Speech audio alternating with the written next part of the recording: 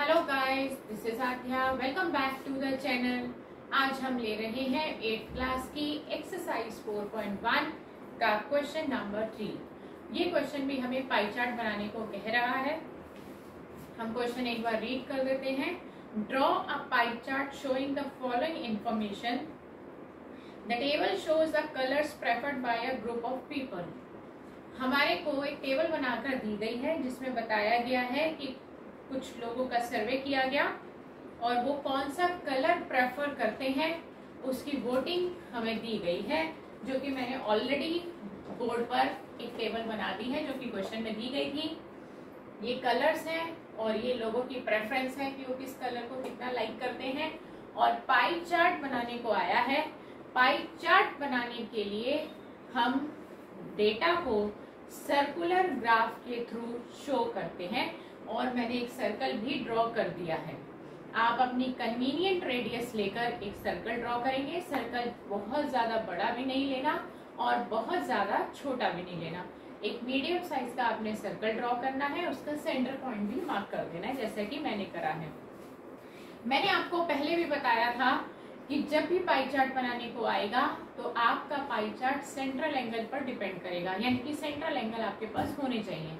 अगर क्वेश्चन में central angle दे रखे हो तो बहुत अच्छी बात है, और अगर सेंट्रल एंगल ना दे रखे हो तो आपको सेंट्रल एंगल पहले निकालने पड़ेंगे। तो फिलहाल इस क्वेश्चन में सेंट्रल एंगल नहीं दे रखे, हम पहले सेंट्रल एंगल निकालेंगे। देखिए, सेंट्रल एंगल, जिसका सेंट्रल एंगल हम निकाल रहे हैं वो आपका न्यूमरेटर बन जाएगा। टोटल जो इनका सम आया है 36, जो कि ऑलरेडी क्वेश्चन में दिया हुआ था, अगर ना दे रखा हो तो आप सम कर लेते, वो डिनोमिनेटर बन जाएगा इनटू 360, क्योंकि कंप्लीट एंगल 360 डिग्री का होता है। 36 1 जा 36, 36 1 जा 36 और 0 साथ में कॉपी कर दिया, तो ये आ गया आपका 180 डिग्री। नेक्स्ट है 9/36 इंटू 360। जब भी सेंट्रल एंगल निकालना होगा इंटू 360 तो आपको हमेशा करना ही है, क्योंकि कंप्लीट एंगल हमारा 360 का होता है, जो कि सर्कल बनाता है। 36 1 जा 36, 36 1 जा 36, 0 साथ में कॉपी किया, 9 10 जा 90 degree. Similarly in this case 6/36 into 360, 36 1 जा 36 और 0 उतारा, 6 10 जा 60, 3/36 इंटू 360 और ये कैंसिल किया और 3 10 जा 30। अगर आपको चेकिंग करनी है कि आपके सेंट्रल एंगल ठीक निकले हैं या नहीं, तो आप इन सब का सम करिए। इनका सम 360 आना चाहिए। 180 प्लस 90 270, 270 प्लस 60 330, 330 प्लस 30 360, तो हमारा सम भी 360 ही आ रहा है और आना भी चाहिए। अब हम स्टार्ट करते हैं। हमारे सेंट्रल एंगल का काम खत्म हो गया। अब आ जाते हैं हम पाई चार्ट पर। पाई चार्ट बनाने के लिए मैं आपको फिर से बता दूं, एक सर्कल ड्रॉ करना है। सर्कल कितने सेंटीमीटर का, कितने रेडियस का ड्रॉ करना है, it's totally depends on you, कि आप जितनी मर्जी रेडियस का ड्रॉ कर सकते हैं, बट इतना ध्यान रखिएगा बहुत बड़ा सर्कल भी नहीं बनाना और बहुत छोटा सर्कल भी नहीं बनाना। राइट, और हमने एक सेंटर इसका मार्क कर लिया है। आप सबसे पहले एक रेडियस ड्रॉ करिए बिल्कुल सीधाई में, इस तरह से, जैसे स्केल का इस्तेमाल करते हुए। मैं आपको रफली डायग्राम बना के दिखा रही हूँ।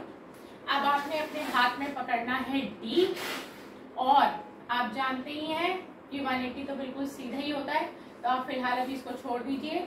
जो एंगल आप छोड़ेंगे ऑटोमेटिकली लास्ट में वही एंगल फॉर्म हो रहा होगा। हम 90 से स्टार्ट कर रहे हैं, हम किसी भी एंगल से स्टार्ट कर सकते हैं, ऐसा कोई जरूरी नहीं कि 180 से करना है। अगर आप चाहें तो 180 से भी कर सकते हैं। 180 डिग्री का एंगल बिल्कुल स्ट्रेट लाइन होती है, तो फिर आप क्या करेंगे, इसमें तो आपको D की भी जरूरत है, बिल्कुल स्केल से सीधी लाइन कर दी है। जो मैंने 180 से ही स्टार्ट कर दिया है, ये आपका हो गया 180, और ये आपका कलर प्रेफर्ड था ब्लू। राइट, आप चाहें तो 90 से भी स्टार्ट कर सकते थे, मैंने 180 से कर दिया। 90 का बनाने के लिए अब आप यहाँ पर D रखिए और D से बिल्कुल 90 मार्क करिए। वो रफली आपका कुछ ऐसा बिल्कुल सीधा आएगा जैसे मैंने बनाया है। ये आपका हो गया 90 डिग्री, और इसकी कलर प्रेफर्ड थी ग्रीन, ये मैंने ग्रीन डाल दिया यहाँ पर। अब आ जाते हैं 60 डिग्री का लेना है। अब D रखिए यहाँ पर और 60 डिग्री का एंगल मार्क कर दीजिए। रफली कुछ ऐसा देखें तो तकरीबन यहाँ तक 60 आएगा। आप इसको मार्क कर दीजिए, 60 डिग्री हो गया। आपको सारा काम डी से ही करना है, मैंने आपको सिर्फ रफली ड्रॉ करके दिखाया है।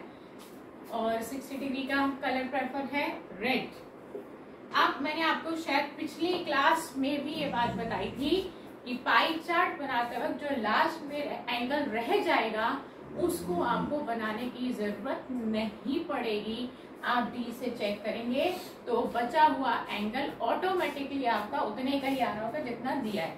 बाई चांस अगर उतने का नहीं आ रहा तो आप चेकिंग करेंगे आपसे कहाँ गलती हो गई है।